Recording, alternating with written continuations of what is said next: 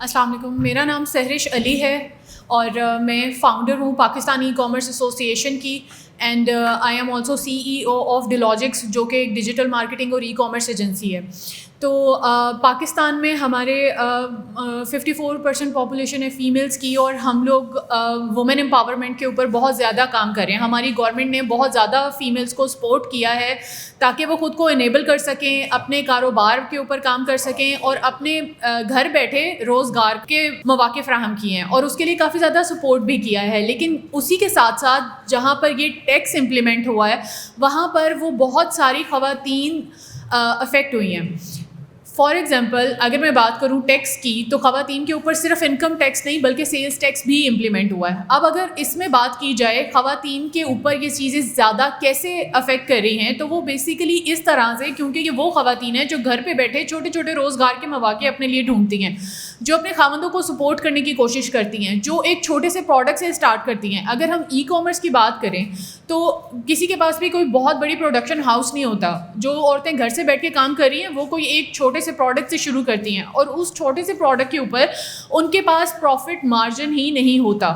Already وہ اسے struggle کر رہی ہوتی ہیں اور ایک چیز کو اسٹیبلش کرنے کی کوشش کر رہی ہوتی ہیں. بٹ وہیں پہ جب اب اس اسٹیج کے اوپر ایٹ دیٹ گروئنگ اسٹیج جو اسمال بزنسز ہیں اور جو وومن لیڈ بزنسز ہیں، وہ کیسے ان بڑے انٹرپرائزز کو کمپیٹ کر سکیں گی، اور یہاں پر ان کو کافی زیادہ اسٹرگل کرنی پڑے گی. And without any profitable margin مجھے نہیں لگتا کہ یہ انڈسٹری کبھی بھی گرو کر پائے گی.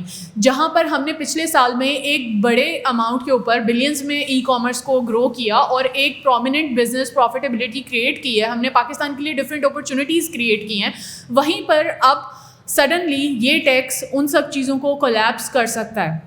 سو دیر از اے رسک. یہاں پہ کافی خطرہ ہے ان اسٹارٹ اپ بزنسز کے لیے اور ان فیمیل خواتین کے لیے جو گھر بیٹھ کے روزگار کما رہی ہیں. اب اس میں وہ خواتین بھی ہیں جو اپنے خاوندوں کو سپورٹ کر رہی ہیں، اور وہ خواتین بھی ہیں جو کسی نہ کسی اپنے ہنر کے طریقے کو یوز کرتے ہوئے کمانے کی کوشش کر رہی ہیں.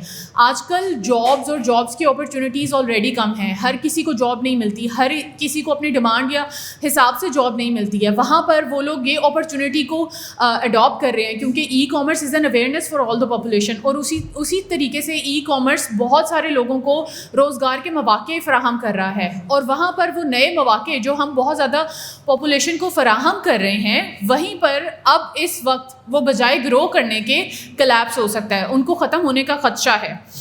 تو ہماری صرف یہ گزارش ہے کہ ہماری گورنمنٹ کافی کام کر رہی ہے وومن امپاورمنٹ کے لیے. تو اب اس وقت ای کامرس کے ان ساری خواتین کو ان کی ضرورت ہے، ان کے سپورٹ کی ضرورت ہے تاکہ وہ مزید کوئی مواقع فراہم کریں. آپ ایک دم سے سارا ٹیکس نہ لگائیں، یا آپ اس ٹیکس کو کمپنسیٹ کریں، یا آپ اس ٹیکس کے کوئی لیولز کریٹ کریں، کوئی بینچ مارک بنائیں تاکہ ایک دم سے وہ پریشر ان کے اوپر نہ ہو. دوسری چیز اس میں اگر بات کی جائے ٹیکس کے حساب سے، تو ٹیکس فائلر اور نان فائلر دونوں کے لیے یہ ٹیکس برابر ہو گیا، تو کوئی فرق وہاں پر نہیں رہا مزید، اور وہ فرق ختم ہو گیا فائلر اور نان فائلر کا. Thank you.